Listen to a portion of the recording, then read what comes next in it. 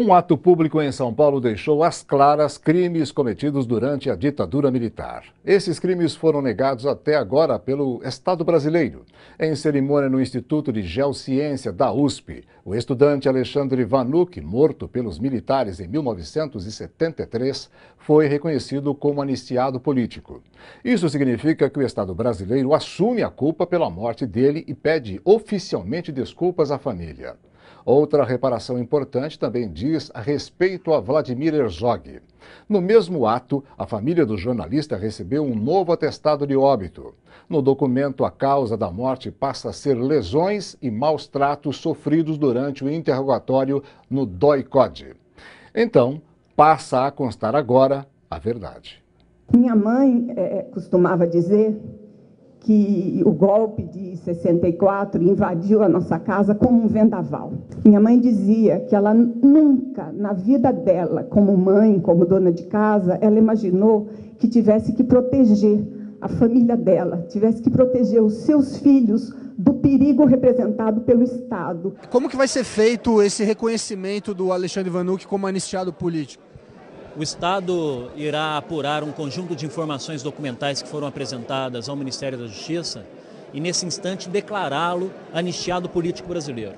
O que isso significa concretamente? Significa que o Estado pede desculpas oficiais às suas famílias pelas perseguições às quais ele sofreu, reconhece o seu legítimo direito de resistência contra a repressão. E isso representa uma simbologia, uma referência para a juventude de hoje, para que ela não permita que esses erros se repitam, para que ela possa aprofundar ainda mais as conquistas de uma geração anterior. Demorou para reconhecer, né?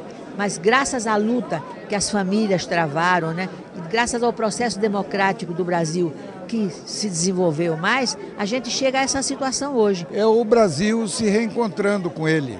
É o Brasil se reencontrando com o que ele tem de melhor, que é a luta pela democracia, a luta pela justiça, a questão da verdade. E as duas grandes missas, a missa do Alexandre Vanuc, em março de 73, e o ato ecumênico, em outubro de 75, do Vladimir Herzog, as duas cerimônias se juntarem. Aqui estão, eu vou repetir uma ideia velha, mas é como se fosse um lago, que é também uma fonte. Para você, para sua família, qual a importância de receber esse novo atestado de óbito aí do Vladimir Herzog?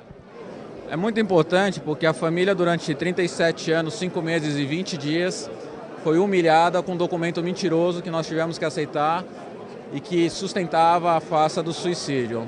Então é mais uma mentira que se enterra e desaparece e é sepultada na nossa história. Nunca tiveram dúvida de como ele morreu? Zero. Nem um segundo. Acabou a mentira, acabou a farsa. Ele não suicidou. Ao mesmo tempo, qual é a ambiguidade? O Vlado podia estar vivo.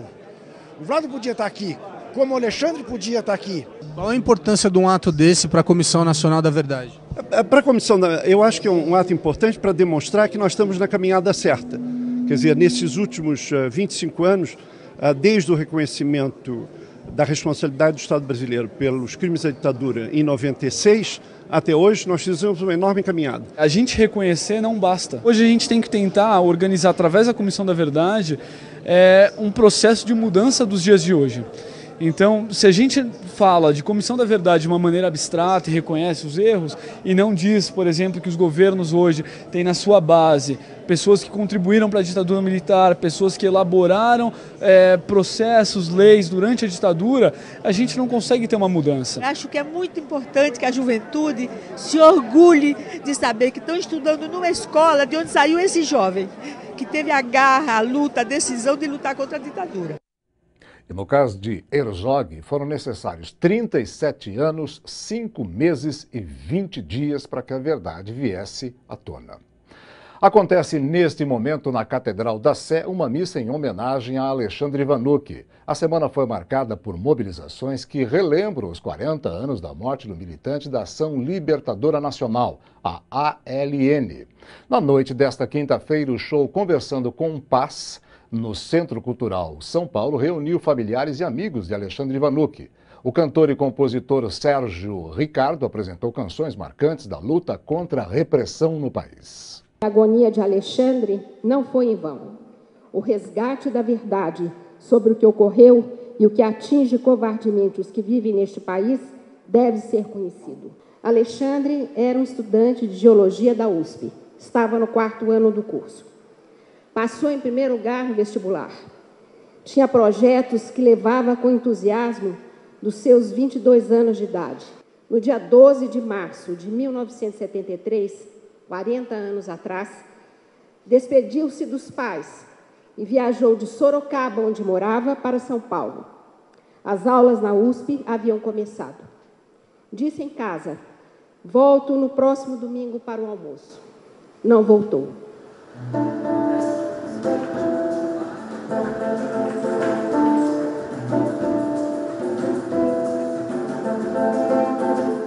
Alexandre fora sequestrado pelos órgãos da repressão e torturado barbaramente dentro do ICOD até a morte. Os órgãos da repressão deram 3 versões diferentes sobre a morte. A primeira é que ele havia se suicidado com uma lâmina de barbear, e outras 2 desencontradas sobre seu atropelamento por um caminhão no bairro do Brás. E, por fim, os torturadores encenaram um inimaginável. Ao enterrá-lo como indigente em cova rasa, forrada de cal virgem, provocaram a decomposição rápida, tentando apagar as evidências que Alexandre tinha inscritas no seu corpo, as marcas da tortura que o levaram à morte. Em 30 de março de 1973, uma missa na Catedral da Sé homenageou Alexandre Vanucchi. Reuniu 5.000 pessoas. O cantor Sérgio Ricardo estava lá e cantou Calabouço. Quando houve a missa de 7º dia, eu fui lá cantar e tal, e por isso convidado a repetir isto depois de 40 anos de sua morte.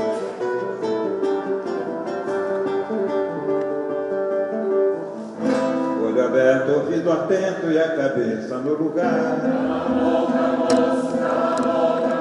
Do canto da boca escorre metade do meu cantar. Eis o lixo do meu canto que é permitido escutar. Alexandre é um símbolo para nós, porque naquele momento foi um ato público cidadão, protagonista de uma história. Nós não sabíamos que estávamos sendo protagonistas de nada. Nós simplesmente queríamos dizer não, e dissemos não. Nós temos que lembrar a nossa história, conhecer a história, lembrar o passado, para que essa história, esse momento ruim da história não volte a acontecer. Essa é a grande necessidade de uma constante rememoração desse tempo. A grande questão é que aconteceu lá atrás, mas não está apagado.